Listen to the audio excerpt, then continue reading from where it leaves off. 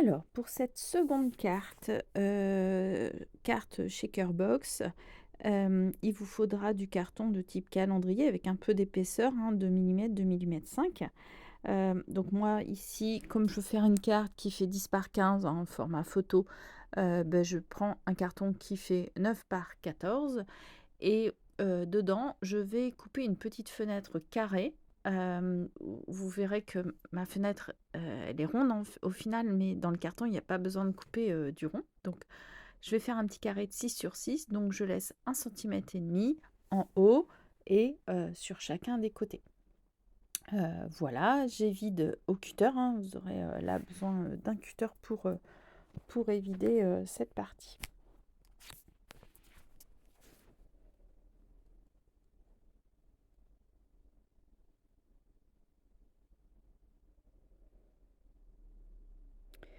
Voilà, une fois, ce carton est vidé, je vais, m'occuper, de, du papier imprimé. Donc, mon carton fait 9 par 14, donc j'enlève 1 mm de chaque côté. Je prends un papier imprimé qui fait 8,5 par non, n'importe quoi, 8,8 par 13,8, donc 1 mm de chaque côté. Et je retrace la même fenêtre. Donc j'enlève 1,5 cm en haut et puis sur chacun des côtés. En revanche, là, je veux faire une fenêtre ronde, pardon. Et donc prends un die rond. Ça pourrait être une perforatrice ronde aussi. Et puis, si vous n'avez pas de die rond, vous pouvez tout à fait faire une fenêtre carrée. Ou et pourquoi pas, un hexagone, également. Donc là, moi j'ai un carré qui fait 6 centimètres de côté. Donc idéalement, il faut une fenêtre qui fasse un tout petit peu moins. Donc si vous la faites carré, faites un carré de 5,9 environ ou 5,8. Moi là, mon die rond, il doit faire 5 centimètres. J'aurais préféré qu'il soit un petit peu plus grand. Mais voilà, celui que j'ai au-dessus, il est trop grand. Donc je coupe avec ma Big Shot mon rond, mais c'est au carré, vous pouvez tout à fait le couper au cutter. Ensuite, je prends un rhodoïde. Donc rhodoïde, c'est des feuilles de plastique transparentes. Moi, c'est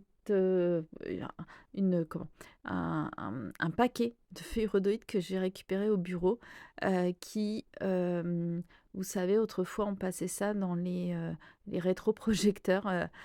Donc voilà, c'est un paquet de ce rhodoïde, mais sinon, ça s'achète un peu partout, le rhodoïde. Vous pouvez aussi mettre du calque, ce sera un peu moins transparent, mais c'est joli aussi, ça fait un effet un peu givré. Donc je place une feuille de rhodoïde qui est un petit peu plus petite que mon carton, et surtout je vais faire bien attention. Alors moi je la scotch au masking tape. Le scotch est préférable à la colle, mais ça peut être un scotch, vraiment du scotch, du scotch classique, hein, pour emballer les paquets. Je vais faire attention à ce que ce soit bien hermétique pour pas que les paillettes elles partent. Ensuite, je recouvre ce carton, avec, un papier. Donc là, c'est toujours mes blocs de chez Action. Donc là, moi, je prends le papier noir parce que j'ai envie que ça ressorte en noir. Donc je vais couper, un rectangle qui est, 1,5 cm environ, de chaque côté supérieur donc mon carré fait 9 par 14, donc je vais faire 17 par 12. Et j'évite le centre, donc je coupe une diagonale dans chacun des angles. Je vais d'abord coller le centre de mon carré, donc pour cacher la bordure, enfin, comment, ma fenêtre en fait. Voilà, je remborde. Donc je mets bien de la colle en fait sur la tranche du carton. Le mieux, hein, vous allez voir tout à l'heure, je vais prendre un pinceau. Voilà, le mieux c'est d'étaler sa colle au pinceau. Là, à ce moment-là, j'en avais pas sous la main, mais finalement, j'aurais mieux fait d'aller en chercher un. Pour pas que, pour faire des bords bien nets. Là, je marque les plis autour de mon carton et je vais venir couper les angles. Donc, je les coupe pas à ras entre le coin du carton et mon trait de coupe, je laisse environ l'épaisseur du carton, donc là 2,5 mm. Et là, je vais coller, pareil, les quatre angles. Donc là, je mets de la colle vraiment sur les bords du carton. Et puis, ouais, voilà, je viens étaler avec mon pinceau. Et bah, j'en remets un petit peu sur le dessus pour bien que ce soit collé. Voilà, donc moi, je travaille toujours un petit peu en parallèle, hein, et je mets un petit coup d'ongle dans les angles pour que ça me fasse des angles bien nets, bien jolis, bien propres. Et je remborde chacun des 4 côtés. Voilà, donc j'ai ma fenêtre, j'ai posé mon rhodoïde sur mon papier imprimé, donc voilà, il me reste à coller l'un sur l'autre. Donc je vais aussi à ce moment-là utiliser du double face. Donc le masking tape là, il tient le rhodoïde, et là je mets du coup du scotch double face en haut de ma fenêtre, en bas de ma fenêtre, et puis en bas du papier imprimé, et puis voilà, une grande longueur sur chacun des côtés.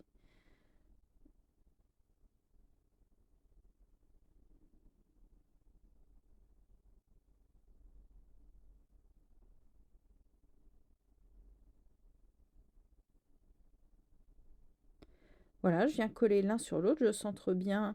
Normalement, il y a 1 mm d'écart en haut, en bas et sur chacun des côtés. Donc, j'essaie de bien centrer mon papier pour que ce soit joli.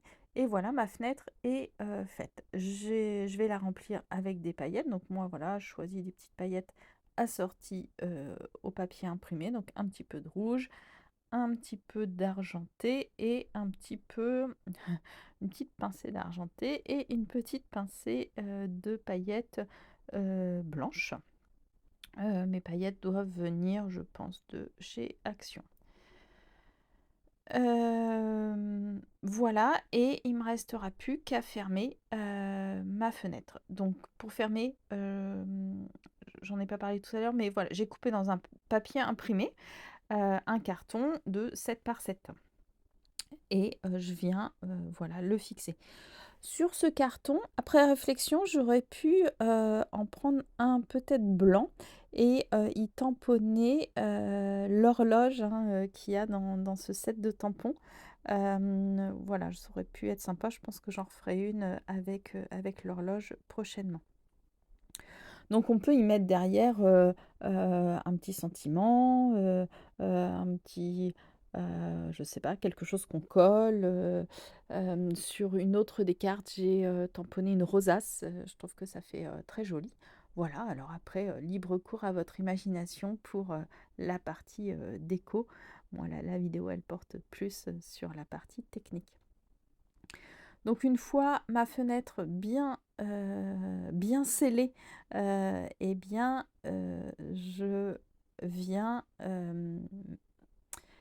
voilà, je viens bien marquer pour éviter que les paillettes se faufilent entre, entre ma fenêtre et la carte. Donc parfois il y a un peu d'électricité statique qui fait que les paillettes elles collent. Il suffit de faire une petite pichenette là sur le rhodoïde pour qu'elle se décolle. Je suis venue coller toute la partie sur un papier un peu pailleté. Pailleté gris, voilà, pour continuer à mettre un petit peu de fête là-dedans. Comme je vous l'ai dit tout à l'heure, je trouvais... non, c'est pas à ce moment-là que je fais ça.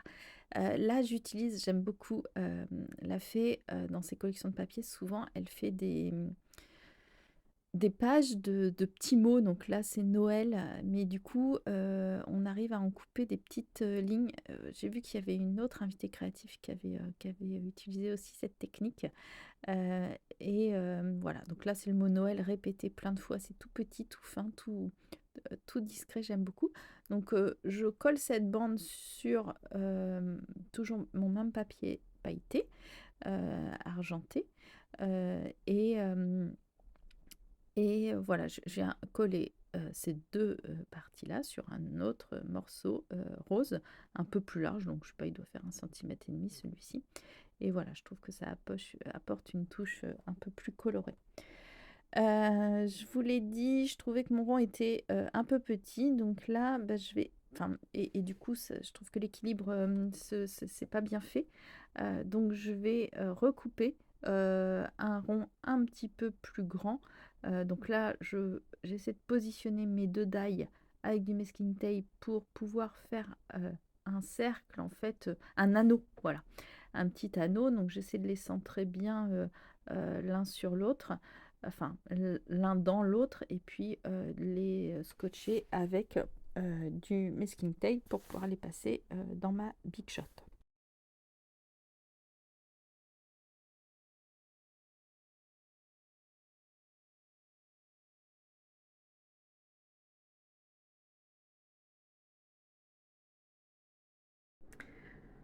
Voilà, bah, avec ce cercle, ça me plaît mieux, mais bah, finalement, je décide d'en mettre, enfin de faire un petit rappel du papier pailleté, gris foncé, voilà, autour pour mon hublot. Je trouve que mon hublot est un petit peu, ma fenêtre ronde là, est un peu plus vide, donc je vais y ajouter des branchages que j'ai embossés à la poudre blanche sur du calque et détourés. Je rajoute une petite étiquette, donc Esprit de Noël tamponné à la Versafine grise sur le papier imprimé rose, que j'ai maté une première fois sur du blanc, puis une seconde fois sur le papier à paillettes gris foncé. Voilà cette carte terminée. Je vous en mets une petite deuxième pour vous inspirer si besoin. En espérant que cette petite carte vous aura inspiré, je vous dis à bientôt.